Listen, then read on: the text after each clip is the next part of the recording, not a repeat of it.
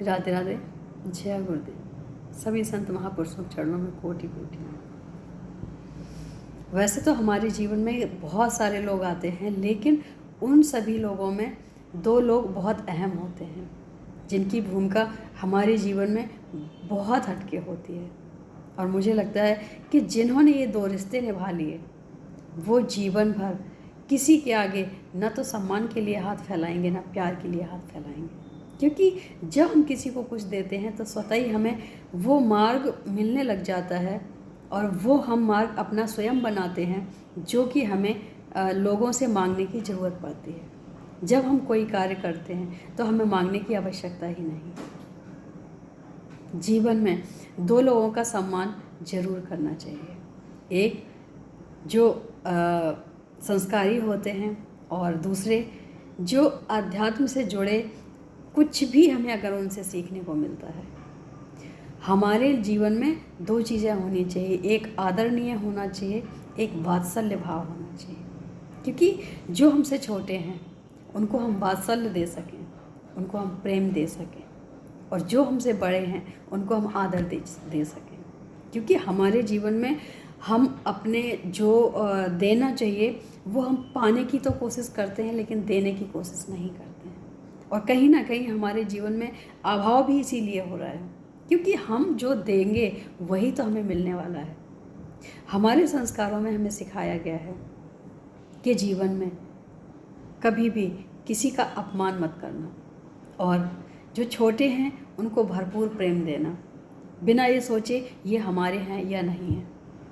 और अगर कोई माननीय है, बहुत आदरणीय है, तो उसका कभी निरादर मत करना, चाहे वो किसी भी उम्र का क्यों ना हो। वो छोटा भी हो सकता है, वो बड़ा भी हो सकता है।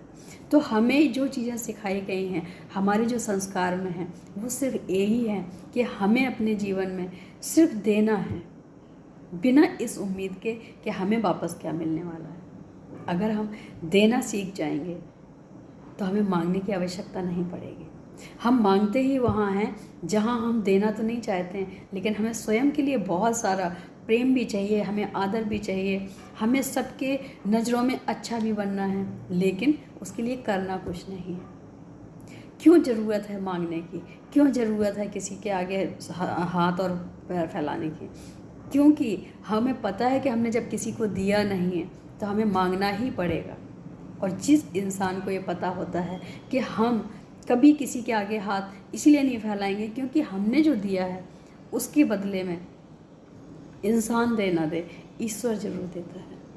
जब ईश्वर हमें देता है तो फिर इंसान से हमें मांगने की आवश्यकता ही नहीं पड़ती है, क्योंकि इंसान हमें क्षणिक दे सकता है, लेकिन जब ईश्वर देता है तो वो हमेशा के लिए और इतना ज़्यादा होता है जो हमारी उम्मीद से भी ज़्यादा होता है। तो हमें लगता है कि लोगों का जो नज़रिया है कि जो बात हमें नहीं कहनी चाहिए, कि लोग लटके झटके या जो भी शब्द इस्तेमाल करते हैं, ऐसे लुभाने की बजाय अपना सच में ऐसा नेचर बनाओ, ऐसा स्वभाव बनाओ कि हम किसी के आगे जाएं तो जाके झुक जाएं। हम चाहे शब्दों से हो चाहे शरीर से हो, अगर हम झुक जाएंगे तो ऐसा सामने वाला नहीं है जो हमें उठाए ना, जो हमें गले से लगाए ना। तो उसके लिए हमें ज़रूरी है कि पहले हमें झुकना सीखना चाहिए। अगर हमें किसी के आगे झुकना आता है तो सामने वाला हमें ज़रूर उठाएगा, चाहे वो ईश्वर हो, चाहे वो कोई व्यक्ति विशेष हो, चाहे वो बच्चे हों। हमें लगता है कि हमेशा झुक के रहना, लेकिन मुझे इस जगह एक बात भी कहनी है कि हमने अपने जीवन में एक चीज़ और सीखी है कि जो इंसान आपके झुकने का कोई अलग ही मतलब निकाले, उससे फिर मतलब रखना भी गलत होगा, क्योंकि आपकी हर अच्छाई का वो दूसरा ही नतीजा निकाल रहा है, वो दूसरा ही अपनी कोशिश में लगा हुआ है। हम जो करते हैं उसमें भी कहीं ना कहीं कुछ ना कुछ वो ऐसे विचार अपने रख देगा जिससे हमें ये लगेगा कि हमें ऐसा नहीं करना चाहिए था। तो मुझे लगता है कि अगर ऐसा व्यक्ति कोई हमारे सामने हो तो हमें क्या करना चाहिए। अगर हमारे जीवन में कोई ऐसा व्यक्ति भी है तो मुझे लगता है कि इग्नोर से अच्छा कोई शब्द नहीं है, इससे अच्छा हमारे लिए कोई साधन भी नहीं है। क्योंकि अगर हमने उसकी तरफ ध्यान दिया तो आज नहीं तो कल हम भी थोड़ा बहुत सीखें ना सीखें, लेकिन उसके अग्रेसन में आके उससे कुछ ना कुछ बोलेंगे, उससे कुछ बोलेंगे तो हमारे जीवन में प्रभाव पड़ेगा। हाँ, अगर कोई व्यक्ति आके सामने ही कोई बात करता है तो उसके भी प्रश्नों का उत्तर जरूरी हो जाता है, चाहे वो छोटा हो फिर या बड़ा, क्योंकि भगवान ने भी कहा है कि हर प्रश्न का उत्तर मिलना जरूरी है। सामने वाला जैसा प्रश्न करे उसका उत्तर भी हमारा देना फर्ज है। ये एक अच्छे इंसान की पहचान है। कभी भी किसी से मुंह नहीं मोड़ना चाहिए। अगर इंसान गलत है तो उसको गलत तरीके से मत दो, लेकिन उसको उस चीज़ का एहसास ज़रूर दिलाओ कि हाँ, तुमने जो किया है वो गलत है, और जो तुमने गलत किया है उसका हम तो कुछ नहीं कर सकते हैं, लेकिन आगे के लिए तुम्हारे लिए ही घातक होगा। तो हो सके तो अपना मार्ग बदल सकते हो, और नहीं बदलना है तो जैसा आपका जीवन चल रहा है वैसा चलता रहे। फिर हमें उसकी तरफ देखना भी नहीं चाहिए। हमें अपने ही भले के लिए, अपने जो हमसे जुड़े हैं, जो हमें समझने की कोशिश करते हैं, या जो भी जिनको भी हम अपने भलाई की ओर लेके चलने की कोशिश करते हैं, उनसे जुड़े रहने की भी हम कोशिश हमेशा करते हैं, क्योंकि जीवन एक बार मिला है।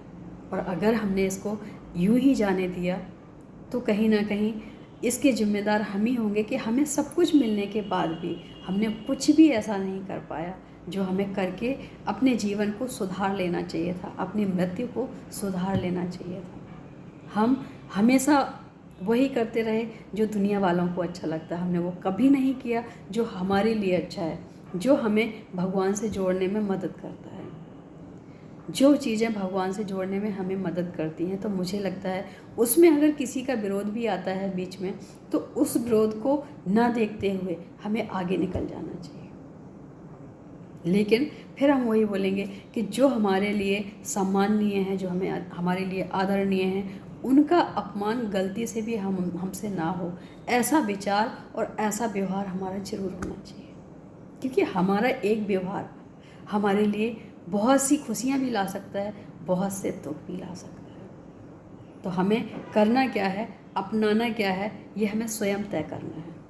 हम किसी के आगे जाके ये ना बोलें कि हमारा भविष्य क्या होगा। हम अपने कर्मों पे नज़र डालें और हमने ये सोचना है कि हमने किया क्या है, क्योंकि आज जो हमने किया है वो हमें कल मिलने वाला है। तो सबसे अच्छा हम अपने कर्मों पे नज़र डालें। क्यों हमें किसी से पूछना कि हमारा कल कैसा होगा। हाँ, हमें अगर पूछना है तो ये ज़रूर पूछना चाहिए कि हम ऐसा क्या करें जो ईश्वर की तरफ जाएं, ईश्वर से जुड़ जाएं, ईश्वर से प्रेम हो जाए। अगर ये सवाल हैं तो हमें ज़रूर करने चाहिए। लेकिन अपने भविष्य के बारे में किसी से पूछना मुझे लगता है एक मूर्खता के बराबर है, क्योंकि हमने क्या किया है सामने वाले को नहीं पता है। हमारे हाथ की रेखाएं क्या कहती हैं, उससे ज़रूरी ये है कि हमारे कर्म क्या कहते हैं। अगर हमें याद है कि हमने कर्मों को बड़े ध्यान में रखते हुए किया है तो हमें क्यों पूछना फिर। और अगर हमें ध्यान है कि हमने कर्मों को सही ढंग से, सही तरीके से, सही मार्ग पे नहीं किया, तो अपने कर्मों की रुख को मोड़ देना चाहिए, क्योंकि कर्म ही हमारा भविष्य बनाते हैं। फिर किसी से क्यों पूछना, अपना भविष्य खुद तय कर सकते हैं। याद रहे, आदरणीय छोटा भी हो सकता है, आदरणीय बड़ा भी हो सकता है, क्योंकि यहाँ आदर सिर्फ और सिर्फ उम्र का नहीं होता है। आदर होता है इंसान के व्यवहार का, इंसान के संस्कार का, इंसान के ज्ञान का। जो जैसा होता है उसको वैसे ही आदर देना चाहिए। अगर हम ऐसा नहीं करते हैं, सम्मानीय व्यक्ति का सम्मान नहीं करते हैं, आदरणीय व्यक्ति का आदर नहीं करते हैं, तो ये भी हमारा एक बहुत बड़ा पाप होता है। अगर हम किसी के अपशब्द ना भी बोलें, लेकिन अगर हमने किसी का आदर नहीं किया, हमने निरादर किया है, तो वो भी एक शब्द पाप के बराबर है। जो हम किसी को शब्द द्वारा दुख देते हैं वही उतना ही बराबर है। तो याद रहे, प्यार सबको देना है, प्रेम सबको देना है, आदर सबको देना है, लेकिन हाँ, जो आदरणीय हैं उनको हमेशा अपने संस्कारों का परिचय हमारा यही है कि हम किसी के आगे झुके रहें, हम किसी के आगे प्रेम में रहें, हम किसी के आगे आदर करते हुए रहें।